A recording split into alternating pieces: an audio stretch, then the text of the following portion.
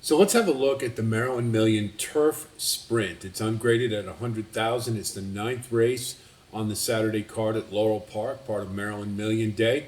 Run at 5.5 furlongs on the turf for 3-year-olds and up. We've got a full field, as we often do in these turf sprints, and it's led by Witty, who's been most recently been running it in higher classes. I had kind of a dud at Kentucky Downs, but we'll talk about that.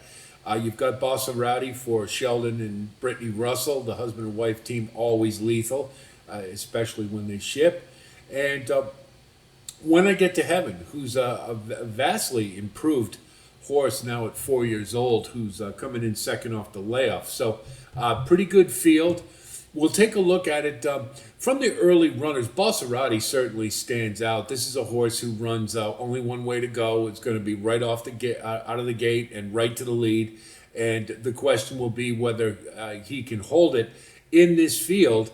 I think he's got a pretty good chance of doing so. The track tends to play that way, and he's in good form. I think 12-1, you're getting some really nice value.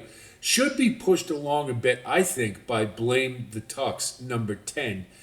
This is a horse who's coming in route to sprint, an angle I always love, and he has run effectively without Lasix, and that's certainly a big consideration in these type of races.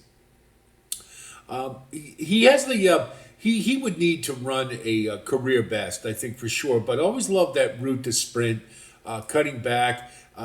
He can, I think he'll be up near the lead, challenging Bossarati, and which may, if it does anything, it may soften up Bossarati a little bit for the others. But Blame the Tux at 20-1, I think offers some nice value. And again, with that route to sprint angle, I think he can factor in here, probably more likely for under.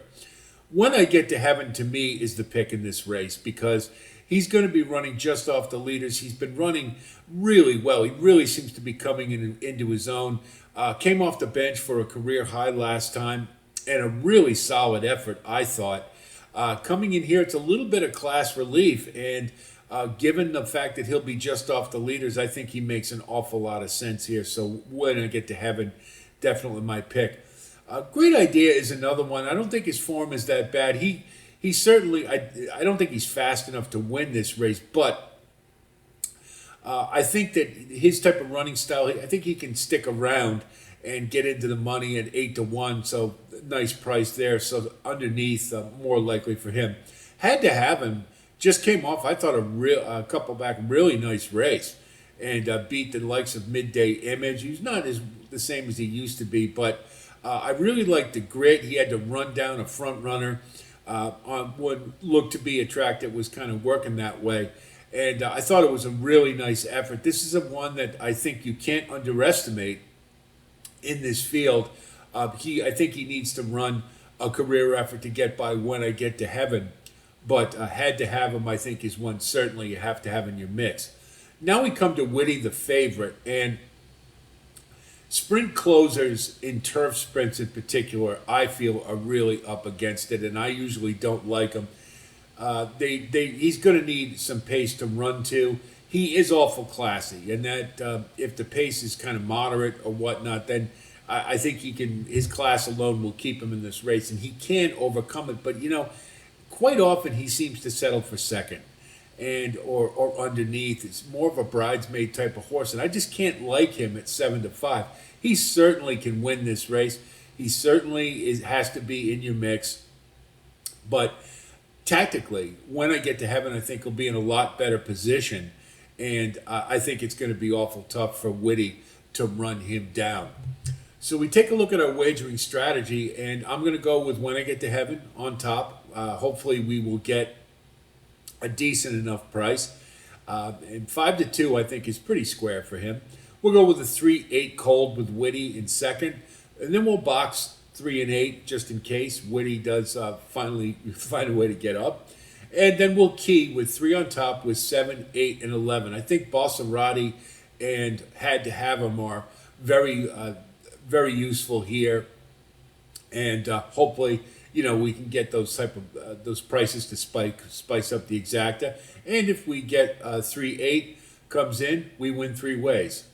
For the trifecta, we'll go 3, 8, 3, 8 with 2, 7, 10, and 11. Then we'll do a trifecta key with 3 on top with 7, 8, and 11. I think that's the most likely one that would come in. And then we'll do another one spreading a little bit with 3 on top with 7, 8, 11 with 2, 7, 8, 10, and 11. And then for a superfecta, if you're feeling daring and want to go for it, I think this is a pretty good race to give that a shot. 3 on top with 7, 8, 11 with 2, 7, 8, 10, 11 with 2, 7, 8, 10, 11. I think it's a pretty form-fitting race. It's pretty top-heavy. There's a lot of horses in here who, frankly, really don't belong with the better horses here. So I think we can keep it confined to those top 4. And we get When I Get to Heaven in. Looks like it can score all the way around. So hope our analysis helps you with your own wagering strategy. Wish you the best of luck. As always, we'll have more posts for the Maryland Million, including the Classic and the Turf, as well as the Classic and the Distaff. And we're going to try to get in the Aqueduct Pick 5 on Saturday because there is a carryover, and I think there's a couple of stakes races involved, and those are always fun. So be on the lookout for that as well. And as I mentioned in a previous posting, since we're getting to Breeders' Cup time, we're going to start profiling the Europeans, and we'll do some race replay analysis as well. So keep on the lookout for future postings. That's it from here. I'll talk to you soon, and until then, be well.